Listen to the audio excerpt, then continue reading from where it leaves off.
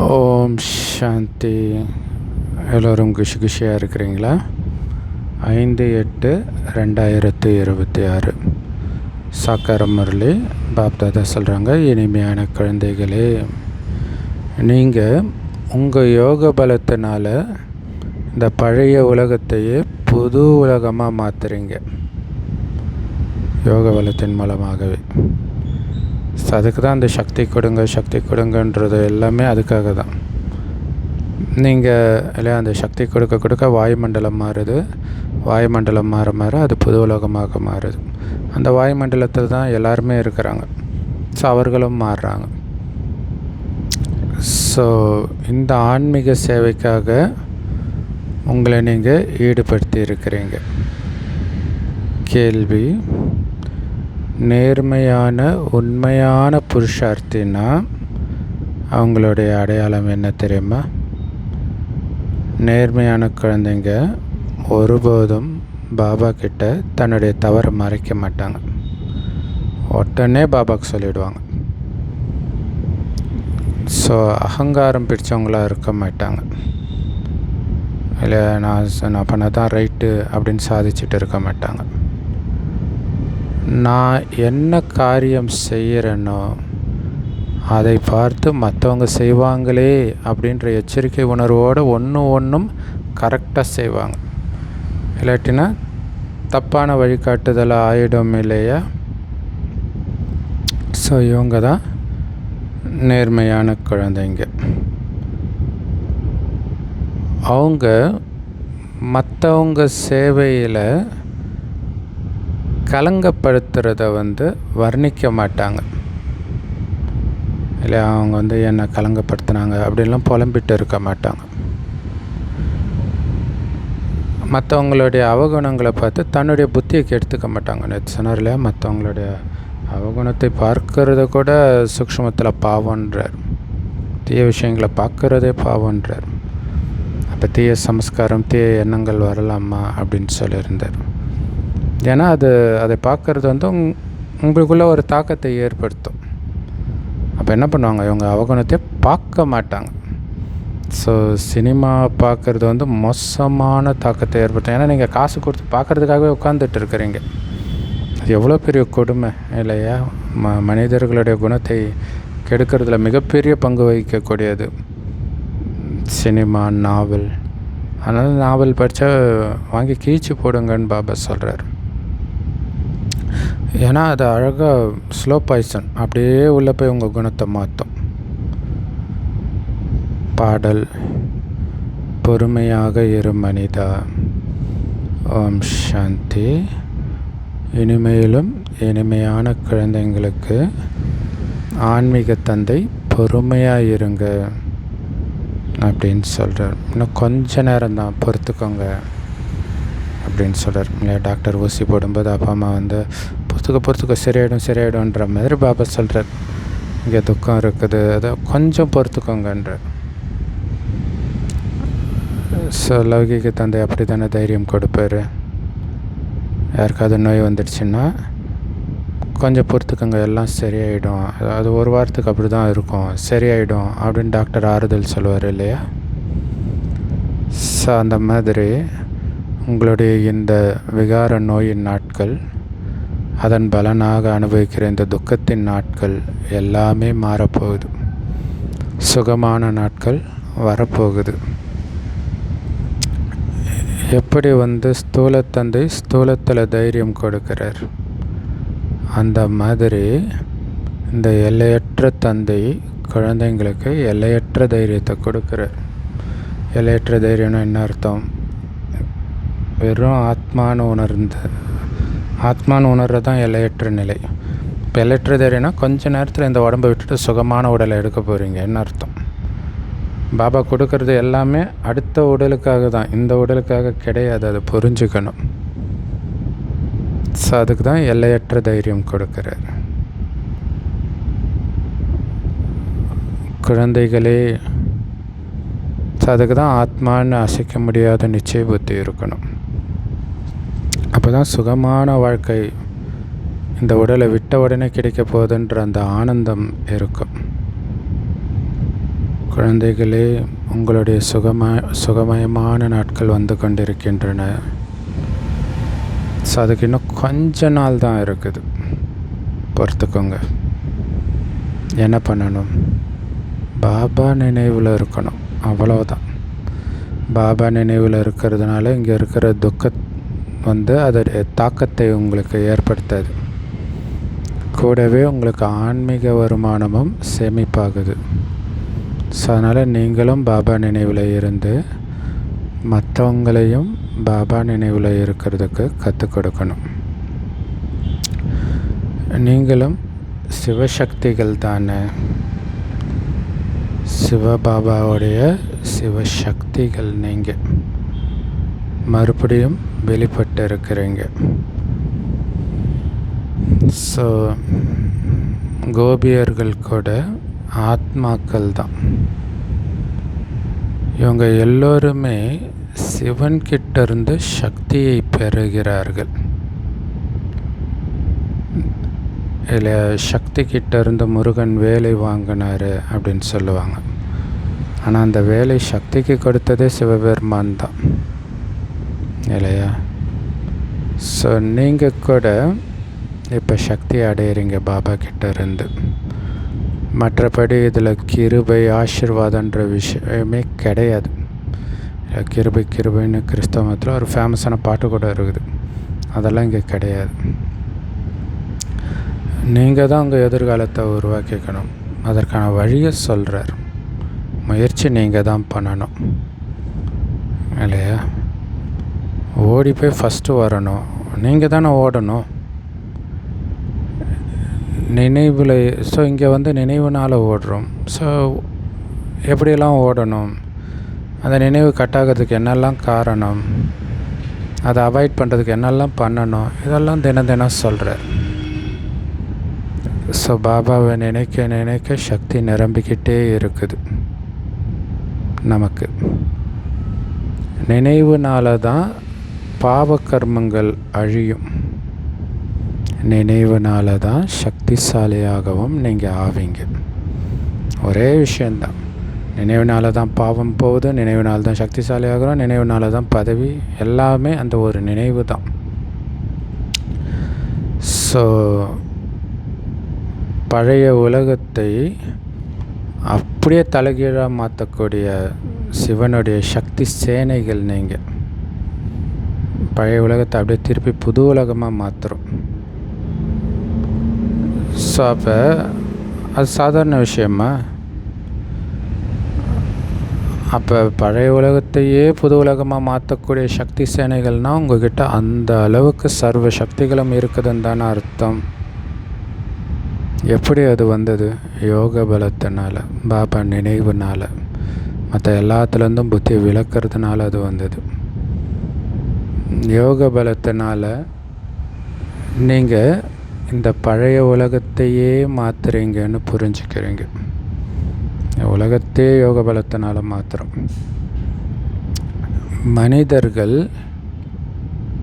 ஒரு விரலை மேலே சுட்டி காட்டி அல்லாவை, அந்த இறைவனை நினைங்க அப்படின்னு சொல்கிறவங்க.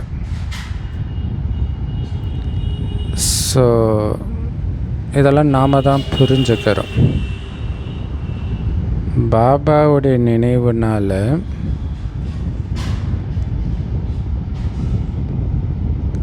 கல்லால் ஆன மலை போல இருக்கிற இந்த பழைய உலகமே மாறிடுது. இல்லை, உங்களுக்கு கடுகளவு நிச்சய புத்தி இருந்தாலும் அந்த மலை பெயர்ந்து அப்பால் போய் விழும்ட்டு இயேசு சொல்லுவார். அது ஓமையாக சொல்லப்பட்ட விஷயம். ஸோ அந்த மலை அப்படிங்கிறது இந்த கலியுகம். இது அப்படியே சத்தியுகமாக மாறுது நினைவின் மூலமாக. அந்த நினைவுக்கு நம்பிக்கை இருக்கணும் பாபா மேலே, பாபா சொல்கிறதன் மேலே. அப்போ தானே நினைப்போம் நிரந்தரமாக. அப்போ தான் அந்த பயம் இருக்கும். தப்பு பண்ண மாட்டோம், விகாரத்தில் விழ மாட்டோம். இப்போ நாம் ஃபரிஸ்தான், அதாவது சொர்க்கத்தை ஸ்தாபனை பண்ணிகிட்டு இருக்கிறோம். சொர்க்கத்துக்கு பேர் ஃபரிஸ்தான். அங்கே பாபா குழந்தைங்களுக்கு சொல்கிறாரு, கண்காட்சிகளில் நல்ல சேவை செய்யுங்க, முயற்சி பண்ணுங்க. நேரம் கிடைக்கும் பொழுதெல்லாம் இந்த ஞானத்தை நல்லா தாரணை பண்ணுங்க, கற்றுக்கோங்க. எப்படி மற்றவர்களுக்கு புரிய வைக்கிறதுன்ட்டு இல்லையா? ஸோ மற்றவங்க எப்படியெல்லாம் புரிய வைக்கிறாங்க அதை பார்க்கலாம். நாமளே பாபா முரளியில் சொன்னதை வச்சு எப்படியெல்லாம் பண்ணலாம், இதெல்லாம் பண்ணும்போது தான் நம்ம சேவை பண்ண முடியும். ரொம்ப ஈஸியான விஷயம். ஸோ எனக்கு முதல்ல பாபா ஞானம் கிடைச்ச உடனே நைட்டெலாம் தூக்கமே வரல. இதை எப்படி புரிய வைக்கிறது, இந்த சக்கரம், அது ஒரு டைரி வச்சுருப்பேன். சின்ன வயசில் அந்த ஸ்கூலில் படிக்கிற அந்த புக்ஸில் முக்கியமான பாயிண்ட் எழுதுகிற மாதிரி இதில் எல்லாத்தையும் வரிசையாக எழுதிட்டு இதில் எதை ஃபஸ்ட்டு சொல்லணும், எதை செகண்ட் சொல்கிறோம், இதை யோசிக்கிறேன். அது தானாக வருது, நாடகம் பண்ண வைக்கிது. ஸோ அது மாதிரி முயற்சி பண்ணணும் இல்லை? ஆரம்பத்தில் ஏதோ ஒரு முயற்சி பண்ணி தான் பண்ணுவோம். புரிய வைக்கிறது ரொம்ப ஈஸியான விஷயந்தான். ஸோ குழந்தைங்களுக்கு ஒவ்வொரு விதமான கல்வி கிடைக்கிது, ஒவ்வொருத்தருக்கும் கர்ம கணக்கு இருக்குது. இதில் கன்னியாக்களின் கணக்கு சூப்பராக இருக்குதுன்றார். யாருக்கு கல்யாணம் ஆகிடுச்சோ அவங்க சொல்கிறாங்க, நாங்கள் மட்டும் இப்போ திருமணத்துக்கு முன்னாடியே இந்த ஞானம் கிடைச்சிருந்தா இந்த வலையிலேருந்து விடுபட்டு இருப்போமே, கல்யாணம் பண்ணாமல் கன்னியாகவே இருந்திருப்போமே, சூப்பராக சேவை செய்வோமே அப்படின்னு சொல்கிறாங்க. ஸோ இதை கன்னியாக்கள் நினைத்து பார்க்கணும். அவங்களுக்கு ஏதாவது போய் விழலாமா, இல்லை வந்தவனை கேட்டால் சென்று விடு என்பான், சென்றவனை கேட்டால் வந்து விடு என்பான்ற மாதிரி திருமணம் மாணவர்களுக்கு ஏண்டா மாட்டிக்கிட்டோன்னு இருக்கும். திருமணம் ஆகாதவர்களுக்கு அந்த மனம் சஞ்சலம் அடைஞ்சிட்டு இருக்கும். ஸோ அப்புறம் அவங்க போய் மாட்டிக்கிட்ட பிறகு ஐயோ மாட்டிக்கிட்டுமே, பாபா அப்போவே சொன்னார் அப்படின்னு தோணும். ஸோ எங்களுக்கு முன்னாடியே ஞானம் கிடச்சிருந்தா நாங்களும் கன்னியாக்களாக சுதந்திர பறவைகளாக இருப்போமே அப்படின்னு திருமணமானவர்கள் சொல்கிறாங்க. ஸோ அப்போ கன்னியர்கள்னால் சுதந்திர பறவைகள், கரெக்டு தானே? இல்லை, அது ஆணுக்கும் பொருந்தும் பெண்ணுக்கும் பொருந்தும். எந்த கட்டுப்பாடும் பந்தனமும் கிடையாது. ஆனால் தீயவர்களின் தொடர்புனால நஷ்டம் ஏற்பட்டுடுது. அப்படின்லாம் இல்லை, நாளைக்கு உனக்கு ஏதாவது ஒன்று ஆச்சுன்னா யார் பார்த்துக்குவா அப்படி இப்படின்னு சொல்லி அவங்க மனசை மாற்றி கல்யாணத்தில் தள்ளி விட்டுருவாங்க, அல்லது இந்த காதல் காமம் இதில் சிக்கிக்குவாங்க. அது ரொம்ப டேஞ்சர் இல்லையா? திருமணம் பண்ணுறதை விட டேஞ்சர். அந்த போதையிலே இருப்பாங்க, அந்த தொடர்பிலே இருப்பாங்க. ஸோ அதான் சார், தீயவர்களின் தொடர்புனால நஷ்டம் ஏற்பட்டுடுது. அப்போ பாபா நினைவே வராது. அப்புறம் எங்கே நினைவின் போதை வர்றதுக்கு? பெண்களுக்கு கணவன் குழந்தைகள்னு எவ்வளவு பந்தன வலைகள் இருக்குது. ஸோ இப்போ இதை அஞ்ஞானிகள் கூட பேச ஆரம்பிச்சிட்டாங்க இல்லையா? 2 பேர் சேர்ந்தாலே நிறைய மோதல்கள் வரதான் செய்யும். பழக்க வழக்கங்கள், அந்த சமஸ்கார மோதல்கள் வரும். ஸோ அந்த வலைகள் எவ்வளவு இருக்குது இல்லை? பந்தன வலைகள், பழக்க வழக்கங்கள்ன்ற வலைகள். ஆனால் கன்னியர்களுக்கு எந்த பந்தனமும் இல்லை, நானே ராஜா. இப்போ மும்பையில் கூட கன்னியர்கள் தயாராகிறாங்க. நாங்கள் எங்கள் பகுதியை நாங்களே கவனிச்சுக்கிறோம் அப்படின்னு சொல்கிறாங்க. எல்லோருமே தன்னுடைய தொகுதிக்காக எவ்வளோ முயற்சி பண்ணுறாங்க. எங்களுடையது குஜராத், எங்களுடையது உத்தரப்பிரதேஷ் அப்படின்னு சொல்கிறாங்க. இப்போ நீங்கள் உங்களுடைய சுயராஜ்யத்தை அடைஞ்சிட்டு இருக்கிறீங்க. அதனால் நான் இந்த தொகுதியை சார்ந்தவன், நான் இந்த தொகுதியை சார்ந்தவன்னு கூட இருக்கக்கூடாது இல்லையா? விஸ்வ கல்யாண்காரி நாம் உலக ராஜ்யத்தை அடையிறோம், குஜராத்தை மட்டும் ஆட்சி செய்ய போகிறோமா? அதனால தான் இந்த இடத்தை சார்ந்தவன்றது கூட இருக்கக்கூடாதுன்றார். அதனால் நீங்கள் யார்கிட்டையும் பொறாமைப்படக்கூடாது. நம்ம ராஜ்யம் இல்லையா? பைபிளில் எல்லோரும் அவங்கவுங்க வீட்டுக்கு முன்னாடி இருக்கக்கூடிய சுவரை கட்டி எழுப்புங்கள் அப்படின்னு கடவுள் சொல்லுவார். அது உண்மையிலே சொர்க்கத்தை எழுப்புறது, அவங்கவுங்க தொகுதியை பார்த்துக்கிறது. அப்போ இதில் இந்த இடத்துல நல்லா சேவை பண்ணுறாங்க, இங்கே அது மொத்தமாக ஒரு பில்டிங்கு ஒரு சொர்க்கம் அதை தான் உருவாக்குறாங்க. அவங்க முன்னாடியே அந்த சுவர் அழகாக எழுப்புனாங்கன்னா அது நல்லது தானே. அவங்க கூட போட்டி போட்டுட்டு நாமளும் கட்டலாம், பொறாமைப்படக்கூடாது. ஸோ மற்றவங்களுடைய அவகுணங்களை பார்த்து உங்கள் புத்தியை கெடுத்துக்கக்கூடாது. ஸோ அதோடைய தாக்கத்தில் வந்துடக்கூடாது. அவங்களே இப்படி தானே பண்ணுறாங்க, நம்ம ஏன் அப்படி பண்ணக்கூடாது, அவங்களுக்கு நம்ம பரவாயில்ல அப்படின்ட்டு சமாதானம் பண்ணி உங்களுடைய கெட்ட குணங்களை வளர்த்துக்கிறதுக்கு காரணம் தேடக்கூடாது. அதுக்கு பதிலாக நான் எத்தனை ஆத்மாக்களுக்கு, சகோதர சகோதரிகளுக்கு சுகமான பாதை காட்டி இருக்கிறேன் அப்படின்னு உங்களை மட்டும் செக் பண்ணுங்கள். மற்றவங்க சேவை பண்ணலை, மற்றவங்க பாபாவை நினைக்கலை, மற்றவங்க விகாரத்தை விடலை, இதை நீங்கள் பார்த்து உங்களை நீங்கள் கெடுத்துக்காதீங்க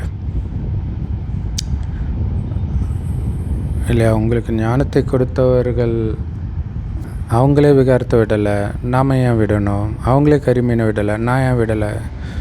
அவங்க பாபா கிட்ட உங்களுக்கு கையை பிடிச்சி விட்டுட்டாங்க. பாபா சொல்கிறத தான் நீங்கள் கேட்கணும். பாப்தாதாவுடைய மனசில் உட்காரலன்னா ராஜ சிம்மாசனத்தில் உட்கார முடியாது. இல்லை, பாபாவுடைய இதே சிம்மாசனத்தில் இப்போ உட்காரணும். அதுக்கு என்ன பண்ணணும்? பாபா சொல்கிறத மட்டும் கண்ணை மூடிட்டு செய்யணும். சில குழந்தைங்களுக்கு சேவையில் நல்ல ஆர்வம் இருக்குதுன்னு பாப்தாதாவுக்கு தெரியும். கொஞ்சம் கூட தேக அபிமானம் இருக்கக்கூடாது, அது ரொம்ப முக்கியம். இல்லை, தேக அபிமானம் இருந்துச்சுன்னா சேவை செய்ய முடியாது. சின்ன சின்ன விஷயத்துக்கெல்லாம் கோச்சிட்டு போயிடுவாங்க. சிலர் ரொம்ப அகங்காரத்தோடு இருக்கிறாங்க. எதுவுமே என்னுடையது இல்லை, எல்லாமே தந்தையுடைய ஆசீர்வாதம் அப்படின்னு புரிஞ்சிருக்கிறாங்க. ஸோ 2 விதமானவர்களையும் பாபா சொல்கிறார். ஒருத்தர் ரொம்ப அகங்காரத்தோடு இருக்கிறவங்களும் இருக்கிறாங்க. சிலர் எதுவுமே என்னுடையது இல்லை, எல்லாம் பாபாவுடைய ஆசீர்வாதம்னு புரிஞ்சுக்கிறாங்க. இல்லை, இது நான் பண்ணேன் அப்படிலாம் புரிஞ்சிக்கல. ஸோ இன்னொரு சிலர் பார்த்திங்கன்னா எப்போவும் மற்றவங்களுடைய அவகுணத்தை பார்க்குறதுலையே நேரத்தை வீணாக்கிட்டு இருக்கிறாங்க. இவங்க இப்படி பண்ணுறாங்க, இவங்க இப்படிப்பட்டவங்க அப்படின்னு சொல்கிறதுக்கு பதிலாக நீங்கள் உங்கள் சேவையை மட்டும் செய்யுங்கன்னு பாபா சொல்கிறார். செம சூப்பர் இல்லை இல்லையா? அது அவங்களுக்கும் பாபாவுக்கும் உள்ள கணக்கு. அதை நம்ம பார்க்கவே கூடாது, அதுதான் முக்கியமான விஷயம்.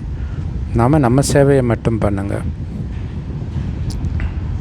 ஏன்னா பிராமணர்கள்னாலே எப்பவும் சேவையில் இருக்கிறவங்கன்னு அர்த்தம், மற்றவர்களை பார்க்காமல்.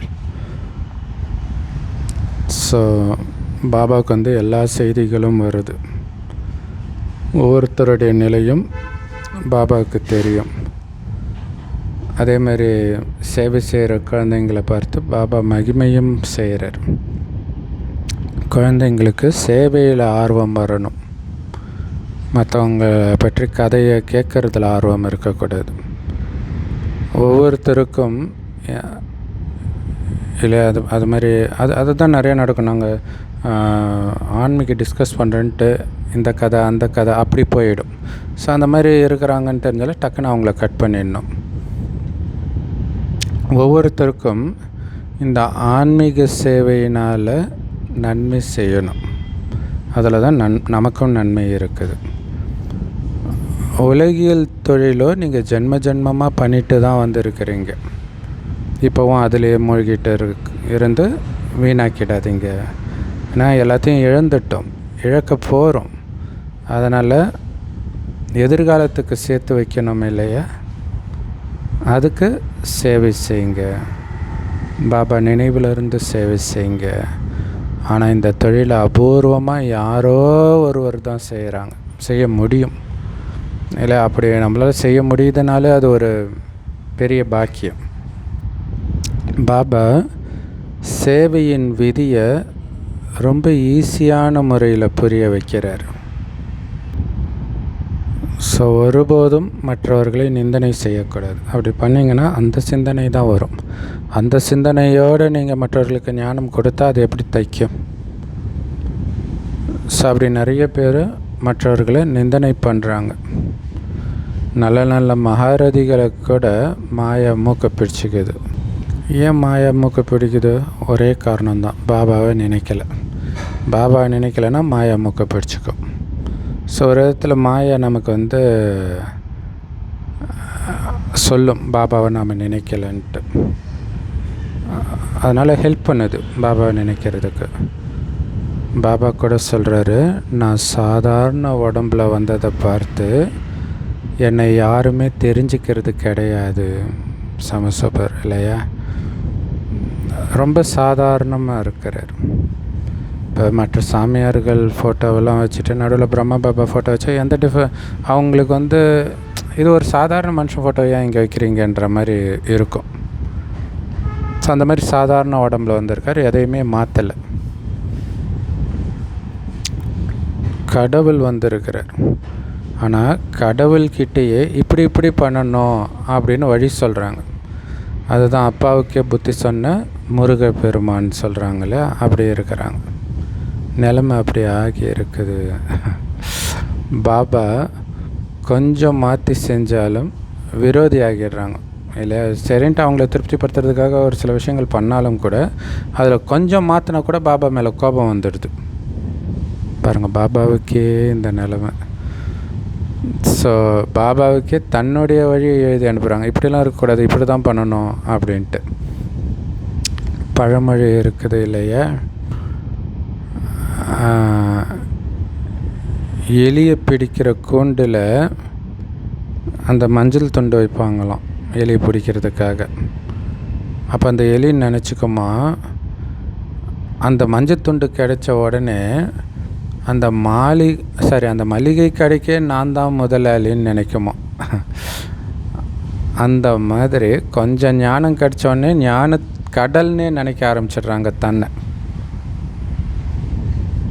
நாம் சேவையில் களங்கம் செஞ்சுட்டு இருக்கிறோன்னு புரிஞ்சிக்கல இல்லையா. பாபா ஒரு வழி சொல்கிறாரு, அதையே மாற்றி நீங்கள் சொல்லிகிட்டு இருக்கிறீங்கன்னா என்ன அர்த்தம் இல்லை. இன்றைக்கி சங்கர் பார்ட்டி நிறைய பேர் அப்படி தான் பண்ணிகிட்டு இருக்கிறாங்க.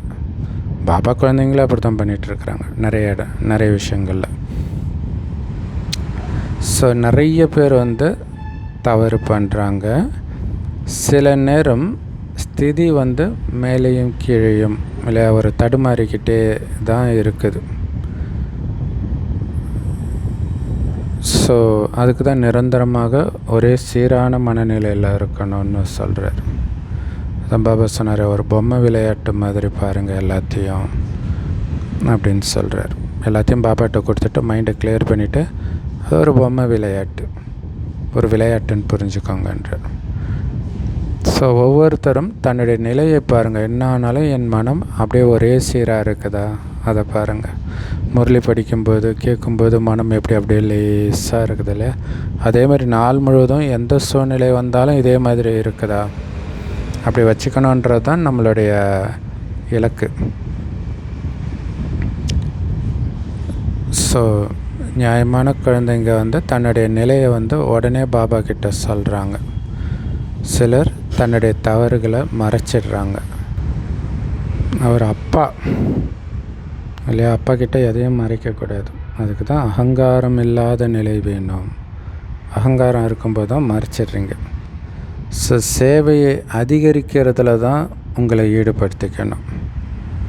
நான் என்ன கர்மம் செய்கிறேனோ அதை பார்த்து மற்றவங்களும் செய்வாங்க அப்படிங்கிறது சதா கவனம் இருக்கணும். அப்போ தான் பார்த்து காரியம் செய்வீங்க. நீங்கள் பேசுகிறது, சிரிக்கிறது, நடந்துக்கிறது எல்லாமே மற்றவர்களுக்கு ஒரு பாடமாக விதியாக அமையணும். நான் யாரையாவது நிந்தனை செஞ்சால் மற்றவர்களும் செய்ய ஆரம்பிச்சிடுவாங்க. அது தப்பு இல்லை, அந்த தாதியே அப்படி தான் பேசுனாங்க, அந்த பிரதரே அப்படி தான் பேசினார், அப்படி வந்துடும். ஸோ அதுக்கும் பாபா சொல்லியிருக்காரு, அந்த மாதிரி மகாரதிகளே பேசினாலும் அந்த நேரம் அவங்க மகாரதி கிடையாது, அதை ஃபாலோ பண்ணாதீங்கன்றார். நீங்கள் மற்றவர்களுக்கு ரோல் மாடல் ஆகுங்க. தவறானவர்களை நீங்கள் ஏன் ரோல் மாடலாக எடுக்கிறீங்க இல்லையா. ஸோ இது நிறைய பேருக்கு தெரியறது கிடையாது. அவங்கள பற்றி புலம்பும்போது அவங்களும் அதே மாதிரி புலம்ப ஆரம்பிச்சிடுவாங்க. இந்த குணம், அந்த தாக்கம் ஏற்படும் இல்லை. அதுலேயும் உங்கள் மேலே நல்ல மரியாதை வச்சுருக்கிறாங்கன்னும் போது நீங்கள் என்ன தப்பு பண்ணாலும் அதையும் சேர்த்து அவங்க தாரணை பண்ணுறாங்க. ஸோ அதனால் உங்கள் சேவையில் மட்டும் ஈடுபடுங்க. இல்லை வார்த்தையின் மூலமாக, எண்ணத்தின் மூலமாக, நடத்தையின் மூலமாகவும் சேவை நடக்குது அப்படின்னு புரிஞ்சுக்கணும். இப்போ ஒரு வினாடியும் என் நடத்தையை பார்க்குறாங்க அப்படின்ட்டு அதை ஒரு சேவையாக நினைத்து கரெக்டாக நடந்துக்கணும். இல்லாட்டினா பின்னாடி வருத்தப்படுவீங்க. எதிரிகள் அதிகமாகறாங்க இல்லை. அப்போ அவங்க இன்றைக்கி டெக்னாலஜி, இன்றைக்கி லௌகிகத்திலே ஒரு பிரச்சனைன்னு வந்தால் உடனே வீடியோ ரெக்கார்ட் பண்ணுறாங்க. இதெல்லாம் நடக்குது இல்லையா? இங்கேயும் நடக்கும். அதை புரிஞ்சுக்கணும். இல்லை சங்கர் பார்ட்டிகள் நிறைய பிரம்மகுமாரி சென்டரில் இருப்பாங்க, தெரியாது அவங்க சங்கர் பார்ட்டின்னு. ஸோ அந்த மாதிரி மதுபன்லையோ எங்கேயோ 2 பிரதர்ஸ் அடிச்சுக்கிறாங்க, எட்டி உதைக்கிறாங்க. அதை வீடியோ எடுத்து போட்டாங்க. இப்போ எவ்வளோ கவனம் கொடுக்கணும் இல்லையா? ஸோ விட்டுடணும். அப்போ ஒருத்தர் பிடிக்கல, அந்த இடத்த விட்டு விலகிக்கோங்க, முடிஞ்சு போச்சு. எதிர்த்துக்கிட்டு அது ஒரு சண்டை போட்டுக்கிட்டு, லௌகீகத்துக்கும் அதான் தீர்வு, அலௌகீகத்துக்கும் அதான் தீர்வு. பிடிக்கலன்னா துஷ்டனை கண்ட தூர விலகுன்னு சொல்லுவாங்க இல்லையா? நீங்கள் இப்போ இன்னொரு விஷயம், நீங்கள் இந்த மாதிரி மற்றவங்களை நிந்தனை பண்ணுறதுனாலையும் எதிரிகளை உருவாக்குறீங்க. ஸோ அதை புரிஞ்சுக்கணும். அவங்க தப்பே பண்ணாலும், உங்களையே நிந்தனை பண்ணாலும் அவங்கள நீங்கள் திருப்பி நிந்தனை பண்ணாதீங்க, விட்டுருங்க. தானம் மாறிடுவாங்க. நீங்கள் நிந்தனை பண்ண ஆரம்பிச்சிங்கன்னா இன்னும் பயங்கரமான எதிரி ஆகிடுவாங்க. ஆனால் நீங்கள் கம்முன்னு இருக்கிறத பார்த்து ஒரு டைம் இல்லைனாலும் ஒரு டைமு அவங்க உங்களுக்கு ஆசீர்வாதம் கொடுப்பாங்க, நண்பன் ஆகிடுவாங்க. இல்லை பாபா குழந்தைகளுக்கு எதிரிகளே இருக்கக்கூடாதுன்றார், எதிரிகளே இல்லைன்றார். எல்லோருக்கும் நண்பன் பாபா மாதிரி பாபாவுடைய குழந்தைகளுக்கு நாமளும் எல்லோருக்கும் நண்பன் தான். நீங்கள் இப்போ சூத்ரன்லேருந்து பிராமணனாக ஆகியிருக்கிறீங்க, பிரம்மாவுடைய கமலவாய் மூலமாக. யாருக்கிட்ட 5 விகாரங்கள் இருக்குதோ அவங்கள தான் அசுர சம்பிரதாயம்னு சொல்கிறோம். ஆனால் நீங்கள் இப்போ தெய்வீக சம்பிரதாயத்தை வர ஆகிட்டீங்க. அப்போ அந்த 5 விகாரம் இருக்கக்கூடாது. இல்லை, தெய்வீக சம்பிரதாயம் அசுர சம்பிரதாயத்துக்கு நேரெதிராக இருப்பவர்கள், தெய்வீக குணங்கள் மட்டுமே நிரம்பி இருப்பவர்கள். விகாரம்னா என்னன்னே தெரியாமல் இருக்கிறவங்க. ஸோ அதை புரிஞ்சுக்கணும். நான் இப்போ அசுரனாக இருக்கிறேன்னா தெய்வீக சம்பிரதாயத்தை சார்ந்தவனாக இருக்கிறேன்னான்ட்டு. நீங்கள் தேவதை ஆகிறதுக்காக விகாரங்களின் மீது வெற்றி அடைஞ்சிட்டு இருக்கிறீங்க. சூப்பர் இல்லையா? எதுக்காக விகாரங்களை விடுறோம்? தேவதை ஆகிறதுக்காக. அதை புரிஞ்சுக்கணும். ஒரு தடவையும் ஒரு கோபப்படக்கூடிய சூழ்நிலையில் அமைதியாக இருந்துட்டேன்னா நான் தேவதை ஆகிட்டு இருக்கிறேன், அந்த போதை இருக்கணும். இச்சையாக பார்க்கக்கூடிய ஒரு சூழ்நிலையில் அப்படி பார்க்காம உங்கள் பார்வை திருப்பிக்கிட்டிங்கன்னா நீங்கள் தேவதை ஆகுறீங்க. அதை புரிஞ்சுக்கணும். உங்களுக்கு வருமானம் சேமிப்பாகுது. இல்லாட்டினா கடகடன்னு ஒரு பார்வையில் உங்களுடைய ஆஸ்தி காலி ஆகிடும். ஸோ நீங்கள் தேவதை ஆகிட்டு இருக்கிறீங்க, இன்னும் ஆகலை. ஏன்னா இங்கே யாரும் தேவதைகள் கிடையாது. நீங்கள் ரோல் மாடலாக எடுக்கிறதுக்கு நீங்கள் ரோல் மாடலாக மாறுங்க. பாபாவின் வழிபடி நடந்து சத்தியுகத்தில் தான் தேவதைகள் இருப்பாங்க. நீங்கள் இப்போ அந்த தெய்வீக சம்பிரதாயத்தினராக ஆகிட்டு இருக்கிறீங்க. ஸோ அப்போ நம்ம தெய்வீக சம்பிரதாயத்தினராக ஆகிட்டு இருக்கிறோன்னா என்ன அர்த்தம்? அதை நோக்கி போயிட்டு இருக்கிறோம், அந்த நெருக்கத்தில் வந்துட்டு இருக்கிறோம். அது திடீர்னு ஆகிட மாட்டோம், அங்கே போனோடனே மாறிட மாட்டோம். இங்கே மாறினா தான் அங்கே போகவே செய்வோம். ஸோ அதில் கவனம் கொடுக்கணும். ஸோ இப்போ குழந்தைகளாகி உங்களுக்கு மற்றவங்களுக்கு புரிய வைக்கிறதுக்கு வாய்ப்பு கிடைச்சிருக்குது. ஸோ அதனால் கண்காட்சிகளில் புரிய வைங்க. கண்காட்சிகளில், விழாக்களில் ஒவ்வொருத்தருடைய நாடி தெரிஞ்சிடும். ஏன்னா நேரில் பார்த்து நீங்கள் புரிய வைக்கிறீங்க, அவங்க ஆர்வமாக கேட்குறாங்கன்னு உங்களுக்கு தெரியும். ஆனால் ப்ரொஜெக்டரில் யாருக்கும் புரிய வைக்க முடியாது. ஏன்னா அவங்க என்ன மனநிலையில் இருக்கிறாங்க அப்படின்னு உங்களுக்கு தெரியாது. நேரில் புரிய வச்சா தான் புரிய வைக்க முடியும். அதனால் கண்காட்சி வைக்கிறது நல்ல விஷயம். அதில் எழுதவும் முடியும்.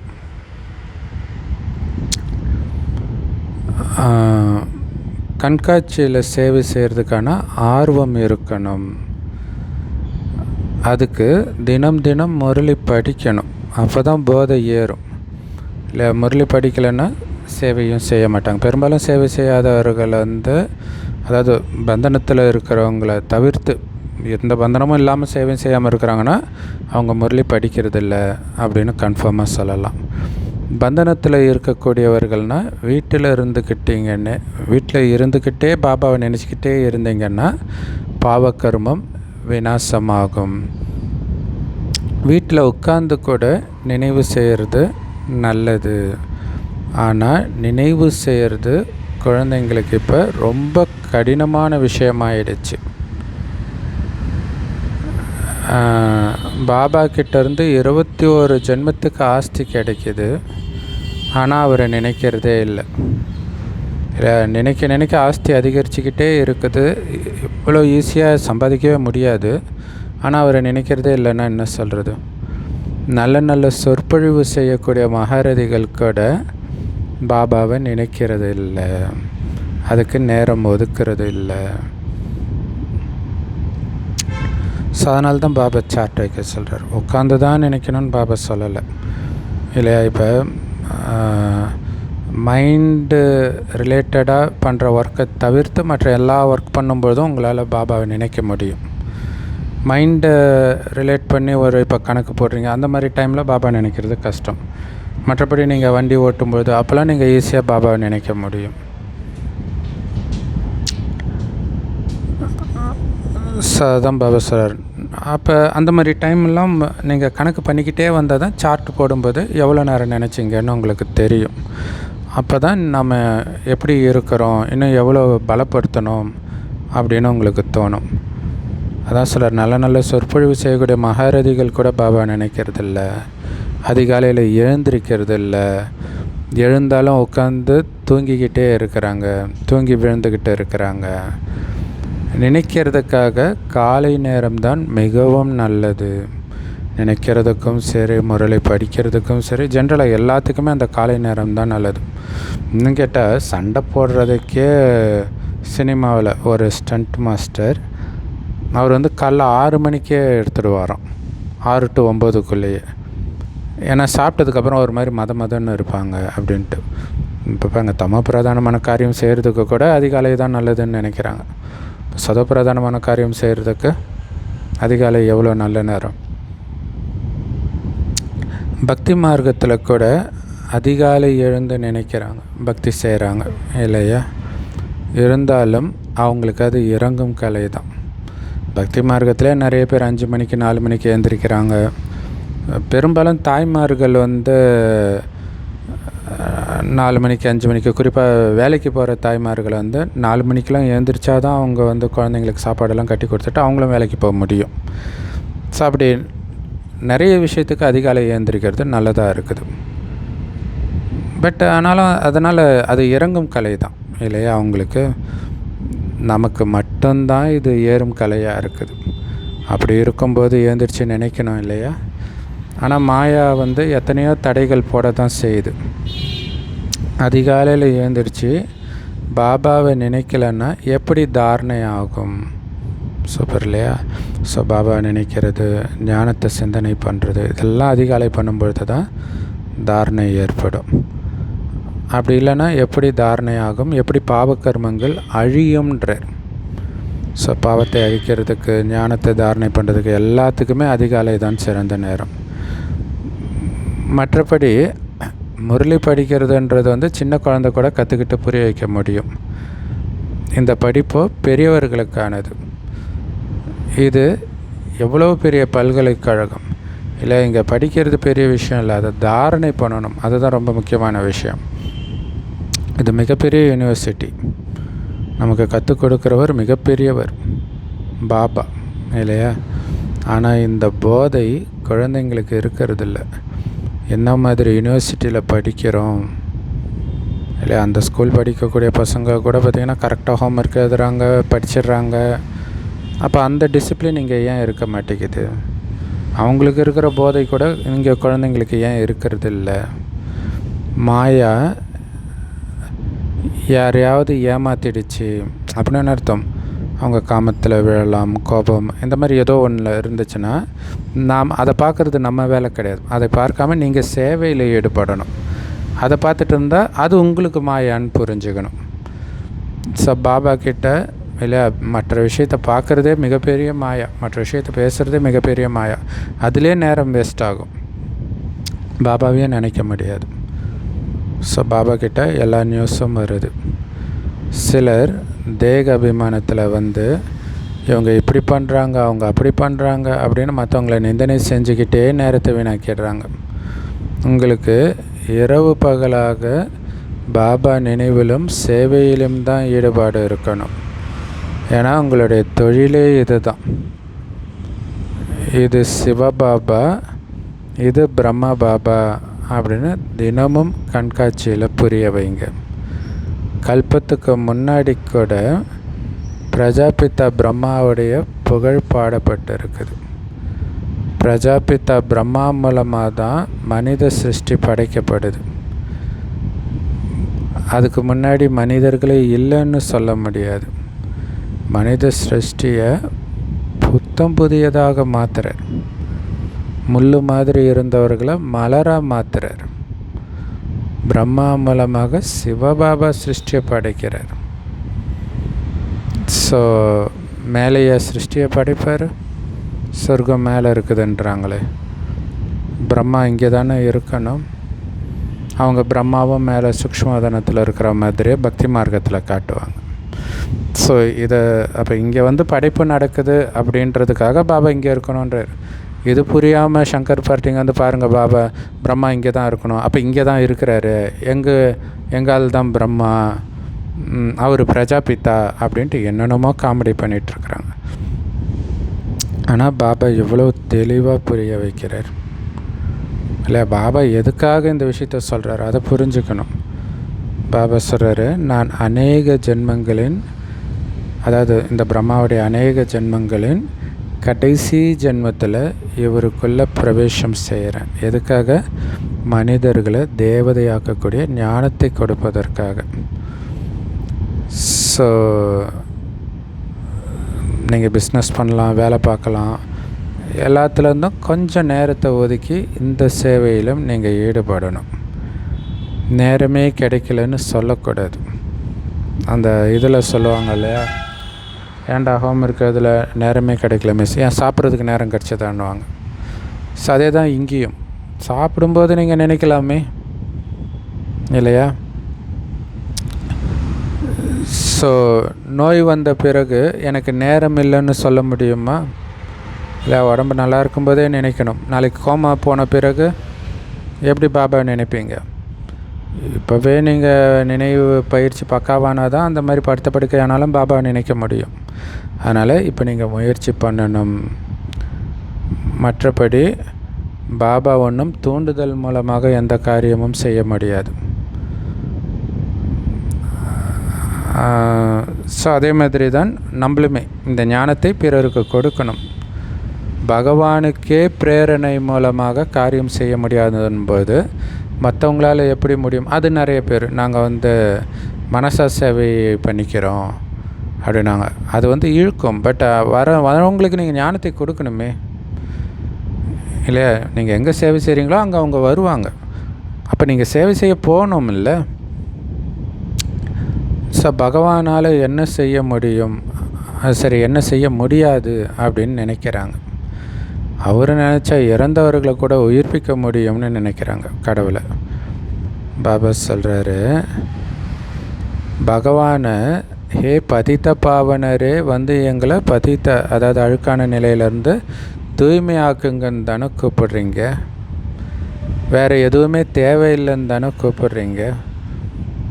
அப்புறம் இறந்தவர்களை உயிர்ப்பிங்கன்னா கூப்பிடுறீங்க.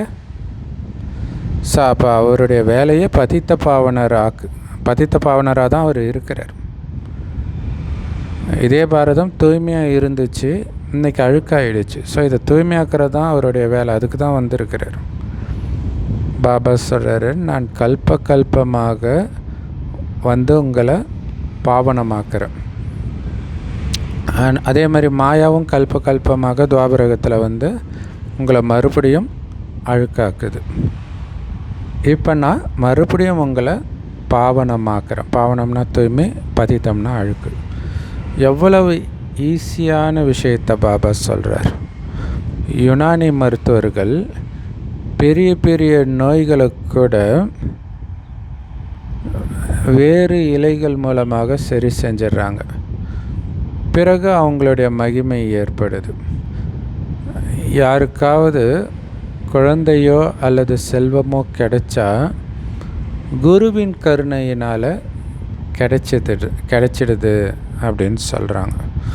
ஸோ அப்போ பாபா சொல்கிறது என்னென்னா, இலை மூலமாகவே பெரிய பெரிய நோயை குணப்படுத்துகிறார். யுனானி மருத்துவர்கள் ஃபேமஸ் ஆகிடுறாங்க. இங்கே பாபா ஜஸ்ட் நினைவின் மூலமாக 2500 வருடத்தின் ஆத்மாவின் நோய், விகார நோயை குணப்படுத்துகிறார். ரொம்ப ஈஸியாக. ஸோ குழந்தை பிறந்துச்சு அல்லது பிஸ்னஸில் லாபம் வந்துச்சுன்னா குருவின் கருணையினால் கிடைச்சதுன்னு சொல்கிறாங்க. அதே குழந்தை இறந்துருச்சுன்னா தலைவிதின்னு சொல்கிறாங்க. ஸோ இதெல்லாம் நாம் இப்போ புரிஞ்சுக்கிறோம். சந்நியாசிகள் தூய்மையாக இருக்கிறாங்க, அதனால தான் அவங்களுக்கு மதிப்பு.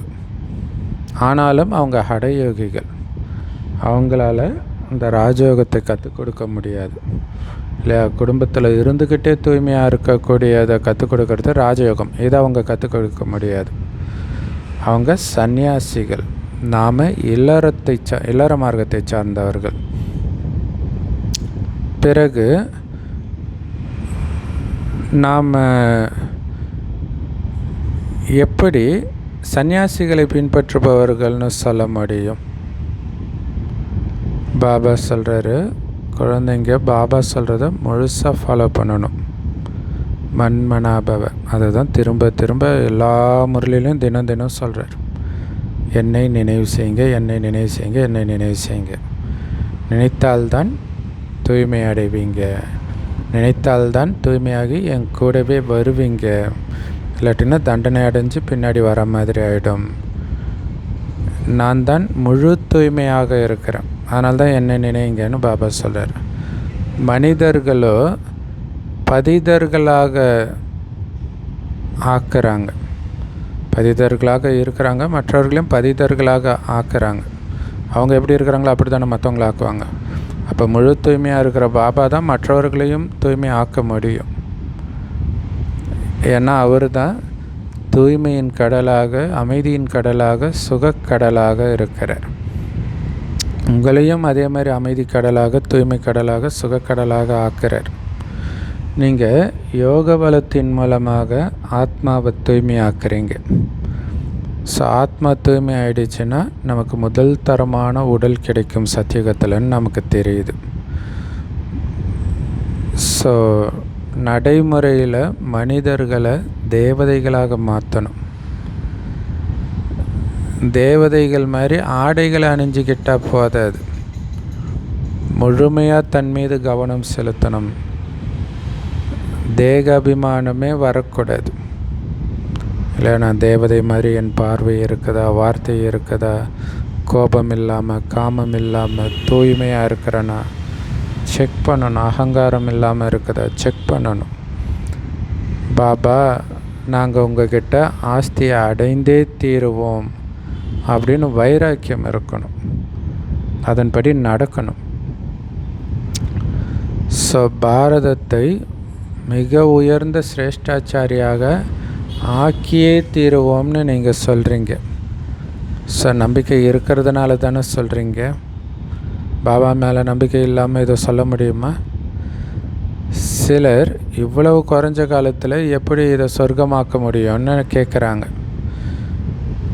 அதுக்கு தான் பாபா சொல்கிறாரு, ஒருபோதும் இந்த மாதிரிலாம் உங்களுக்கு சந்தேகமே வரக்கூடாது. சந்தேகம் வந்தால் சேவையில் பின்தங்கிடுவீங்க. ஸோ அதே மாதிரி தான் நான் முன்னாடி போகிற 108 வரேன், அதுலேயும் கொஞ்சம் கூட டவுட்டே வரக்கூடாது. நம்ம எப்படி வர முடியும்? வரவே கூடாது அந்த சந்தேகம். எத்தனை தடவை விழுந்தாலும் நான் ஏந்திரிச்சு முன்னாடி போயிடுவேன், அது இருந்துக்கிட்டே இருக்கணும். அப்படி சந்தேகம் வந்தால் சேவையில் பின்தங்கிடுவீங்க, சோர்ந்து போயிடுவீங்க, சேவை பண்ண மாட்டீங்க. நேரமும் ரொம்ப கம்மியாக இருக்குது.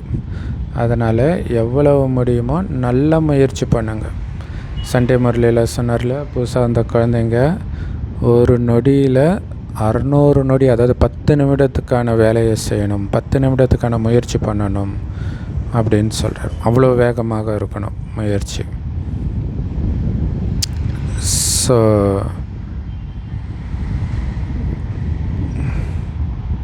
ஸோ இப்போ ஒன்றுமே நடக்கலை, ஆனால் யுத்தம் போராட்டம்லாம் எங்கேயாவது நடந்துச்சுன்னா அப்போ தெரியும் முயற்சி பண்ணுறது எவ்வளோ கஷ்டன்ட்டு. அப்போ புரிஞ்சுக்குவீங்க. ஸோ அதனால் இப்போவே நல்ல நினைவில் இருக்கணும். இப்போ நீங்கள் முழுசாக நினைவில் இல்லை அப்படின்னா அந்த நேரம் கூட்டம் குழப்பத்தில் ஒன்றுமே பண்ண முடியாதுன்றார். அந்த நேரத்தில் மிகவும் ஆபத்துகள் வரும். அதனால் பாபா இல்லை சந்தோஷமாக நினைக்க முடியாது, பக்தர்கள் மாதிரி நினைப்பீங்க, அழுவீங்க, ஐயோ கடவுளே காப்பாற்றுன்ட்டு. இல்லை ஆனந்தமாக நினைக்கிறத தான் இங்கே யோகம். ஸோ அதனால தான் பாபா சொல்கிறாரு, முடிந்த அளவு தீவிர முயற்சியில் ஈடுபடுங்க. ஏன்னா இது ஆத்மாக்களுடைய ரேஸ், பந்தயம். பாபா எவ்வளோ நல்லா புரிய வைக்கிறார். ஸோ ஓட்டப்பந்தயம் வைக்கும்போது அந்த இலக்கு வரை போயிட்டு வருவாங்க. இங்கே அந்த மாதிரி நாம் பரந்தாமத்துக்கு போயிட்டு புது உலகத்துக்கு வரணும். அதான் ரேஸ். ஸோ எப்படி வருவோம்? நினைவின் மூலமாக தான். இப்போ பரந்தாமத்துக்கும் சொர்க்கத்துக்கும் அப்படி போயிட்டு போயிட்டு போயிட்டு போயிட்டு வர பயிற்சி அங்கே அழைச்சிட்டு வரும். ஸோ இதை மாதிரி சிறந்த பந்தயம் கிடையாது. இதில் எந்த வயதினர் வேணாலும் கலந்துக்க முடியும். பாபா சொல்கிறாரு, என்னை தொட்டுட்டு, அதாவது பரந்தாமத்துக்கு வந்துட்டு பிறகு சத்தியுகத்துக்கு வரணும். யார் யோகத்தில் மூழ்கி இருக்கிறாங்களோ அவங்க தான் முதல்ல வருவாங்க சத்தியுகத்தில். பரந்தாமத்துக்கும் அவங்க தான் ஃபஸ்ட்டு வருவாங்க, அங்கேருந்து சத்தியுகத்துக்கும் வந்துடுவாங்க. எல்லோரும் முக்தி தாமத்துக்கு போகணும்னு விரும்புகிறாங்க. பாபா சொல்கிறாரு, என்ன நினச்சிங்கன்னா போயிடலாம். ஏன்னா முக்தி தாமம் வந்து எல்லோருக்குமே ரொம்ப பிடிக்கும். ஆனாலும் அங்கேயே இருக்க முடியாது, மறுபடியும் நடிக்கிறதுக்காக வருவீங்க. யாருக்கும் மோட்சம் கிடையாது, பிறவா நிலை கிடையாது. ஸோ இந்த ஈஸ்வரிய பூலோக சரித்திரத்தில் மோட்சம்ன்ற வார்த்தையே கிடையாதுன்றார். ஒரு வினாடியில் உங்களுக்கு ஜீவன் முக்தி கிடைக்கிது. மற்றவங்க எல்லோரும் முக்திக்கு போயிடுவாங்க. ராவண ராஜ்யத்திலிருந்து கண்டிப்பாக முக்தி கிடைக்கணும், இல்லை இங்கேருந்து தப்பிக்கணும். யார் முயற்சி பண்ணுறாங்களோ அவங்க உயர்ந்த பதவி அடைவாங்க. ஸோ குழந்தைங்க ரொம்ப ரொம்ப இனிமையாக இருக்கணும், ஒருவருக்கு ஒருவர் சுபாவம் ரொம்ப இனிமையாக இருக்கணும். எந்த காரணத்தை கொண்டும் கோபப்படக்கூடாது. ஸோ கோபப்படுறவங்களுடைய அடையாளமாக தான் துர்வாச முனிவர் புராண கதைகளில் போட்டிருக்கிறாங்க. எதுக்கெடுத்தாலும் சுறுசுறுன்னு கோபப்படுவார். ஸோ இந்த ராஜ ரிஷிகளிலும் சிலர் இப்படி இருக்கிறாங்க. ஸோ அதனால் எப்போவுமே உங்கள் மனசில் கையை வச்சு செக் பண்ணுங்க, நான் என்ன செய்கிறேன், கோபப்படுறேன்னா என் மனநிலை எப்படி இருக்குது, இந்த நிலையில் இருந்தால் எனக்கு என்ன பதவி கிடைக்கும் அப்படின்னு செக் பண்ணணும். சேவையே பண்ணலை, உங்களுக்கு சமமாக யாரையுமே ஆக்கலைன்னா என்ன பதவி கிடைக்கும்? ஸோ ஏதோ கிடைக்கிறது கிடைக்கட்டும்னு மகிழ்ச்சி அடையக்கூடாது, இல்லை முழு ஆஸ்தி அடையணும். லௌகிக தந்தை முழு ஆஸ்தி கொடுக்கலன்னா சண்டை போடுறீங்க, கோர்ட்டுக்கு போகிறீங்க, என்னென்னமோ பண்ணுறீங்க. அதை உங்களால் முழுசாக அனுபவிக்க கூட முடியாது, ஏன்னா அந்தளவுக்கு ஆயுள் கிடையாது. ஆனால் இங்கே 21 ஜென்மத்துக்கு கொடுக்குறாருன்னா அதை அடையணும் இல்லை? ஏன்னா குழந்தைங்களுக்கு முழு ராஜ்யத்தை கொடுக்கறதுக்கு தான் நான் வந்திருக்கிறேன்னு பாபா சொல்கிறார். அதனால் பாபா மேலே முழு நம்பிக்கை வைத்து, உங்கள் மேலேயும் முழு நம்பிக்கை வைத்து செஞ்சு காட்டணும். முழு ஆஸ்தி அடைஞ்சி காட்டணும். சும்மா அடைஞ்சி காட்டுவோன்னு சொல்கிறதுனால மட்டும் ஒன்றும் ஆகிடாது. பாபா சேவையில் எலும்பு தேய சேவை செய்யணும். ஸோ அப்படி சேவையும் செய்கிறாங்க. ஆனால் சில நேரம் தேகாபிமானம் வந்த உடனே தேகாபிமானத்தின் போதையில் விழுந்துடுறாங்க. மாயா கூட பயில்வான், குறைஞ்சவன் கிடையாது. பாபாவுடைய ஸ்ரீமத் படி நடக்கலைன்னா மாயா யுத்தம் பண்ண ஆரம்பிச்சிடும். அதனால் பாபா கிட்ட இருந்து விடுதலை பத்திரம் கொடுக்க செஞ்சிடுது, டைவர்ஸ் கொடுக்க செஞ்சிடுது மாயா. பாபாவோ சுகதாமத்துக்கு உங்களை எஜமானர் ஆக்கிறார். ஸோ அதனால் உங்கள் மேலே நீங்களே இறக்கப்படணும். பாபாவுடைய வழியோ ரொம்ப ஈஸி. மாயாவுடைய புயல் அதிகமாக வரத்தான் செய்யும். ஆனாலும் நீங்கள் ஆடாத அசையாத அங்கதன் மாதிரி மகாவீரர் ஆகணும். நல்லது. அற்புதமான முரளி கொடுத்த அன்பான தாய் தந்தை பாப்தாதா நினைவுகள் மற்றும் காலை வணக்கம். பாபா சொல்கிறாங்க, சேவையில் ஆர்வம் வச்சு தனக்கும் மற்றவங்களுக்கும் நன்மை செஞ்சுக்கணும். மற்றவங்க சேவையில் உங்களை கலங்கப்படுத்துகிறாங்கன்னா அதை வர்ணனை பண்ணிகிட்டு இருக்கக்கூடாது, புலம்பக்கூடாது. மற்றவர்களுடைய சிந்தனையில் உங்கள் நேரத்தை வீணாக்கக்கூடாது. இந்த காதில் வாங்கி அந்த காதில் விட்டுடணும், மொத்தத்தில் கேட்கவே கூடாது. ஸோ பாபாவுக்கு நாணயமாக அகங்காரமற்றவராகி சேவையில் முன்னேறணும். அதிகாலையில் பாபாவை அன்பாக நினைவு செய்யணும். ஸோ எதை சொல்கிறீங்களோ அதைத்தான் செய்யணும். சொல்கிறதும் செய்கிறதும் சமமாக இருக்கணும். வரதானம், மன்மனாபவ ஸ்திதியின் மூலம் மனதின் பாவங்களை அறிந்து கொள்ளக்கூடிய வெற்றி ஸ்வரூபம் ஆகுங்கள். மனதின் பாவங்களை இல்லை, பாவங்களை அறிந்து கொள்ளக்கூடிய, அதாவது உணர்வுகளை அறிந்து கொள்ளக்கூடிய வெற்றி ஸ்வரூபம் ஆகுங்கள். அதுக்கு விளக்கம், எந்த குழந்தைங்க மன்மனாபவ ஸ்திதியில் நிலைச்சிருக்கிறாங்களோ, அதாவது ஒரு பாபாவுடைய நினைவிலே மூழ்கி இருக்கிறாங்களோ, அவங்க மற்றவர்களுடைய மனதின் பாவங்களை தெரிஞ்சிக்க முடியும். அவங்க வார்த்தைகள் என்னவாக இருந்தாலும் ஒருத்தருடைய பாவம் என்னன்னு தெரிஞ்சுக்கணும் அப்படின்னா மன்மனாபவ பயிற்சியை செஞ்சுக்கிட்டே இருங்க. இல்லை வார்த்தை ஒன்று பேசும், ஆனால் உணர்வு வேறையாக இருக்கும். அதை உங்களால் ஈஸியாக கண்டுபிடிக்க முடியும் பாபா நினைவிலே மூழ்கி இருந்தால். ஸோ ஒவ்வொருத்தருடைய மனதின் பாவங்களை புரிஞ்சுக்கிறதன் மூலமாக அவங்களுடைய விருப்பம் அல்லது பிராப்திக்கான ஆசையை உங்களால் நிறைவேற்ற முடியும். இல்லை அவங்களுடைய விருப்பம் என்னன்னு தெரிஞ்சால் தானே அதை நிறைவேற்ற முடியும். ஏன்னா எல்லோரும் அவங்களுடைய விருப்பத்தை சொல்ல மாட்டாங்க இல்லையா? ஸோ அப்போ அதை தெரிஞ்சுக்கணுன்னா பாபா நினைவிலே மூழ்கினீங்கன்னா அதை உங்களால் உணர முடியுன்றார். ஸோ இந்த பயிற்சி பண்ணுறதன் மூலமாக அவங்க அழிவற்ற முயற்சியாளர் ஆகிடுறாங்க. பிறகு சேவையின் வெற்றி கொஞ்ச நேரத்தில் அதிகமாக காணப்படுன்றார். அதிக வெற்றி கிடைக்கும் கொஞ்ச நேரத்தில். மேலும் நீங்கள் புருஷார்த்தி ஸ்வரூபத்துக்கு பதிலாக வெற்றி ஸ்வரூபமாகிடுவீங்க. இல்லை முயற்சியாளராகவே கடைசி வரைக்கும் இருக்கக்கூடாது இல்லையா? வெற்றி ஸ்வரூபம் ஆகணும். ஸோ அதுக்கு இப்போ முயற்சி பக்காவாக பண்ணணும். பாபா நினைவில் மூழ்கி இருக்கிற முயற்சி. ஸோ அப்போ தான் மற்றவர்களுடைய ஆசையை நிறைவேற்றி அவர்களுடைய ஆசீர்வாதத்தை நீங்கள் அடைய முடியும்.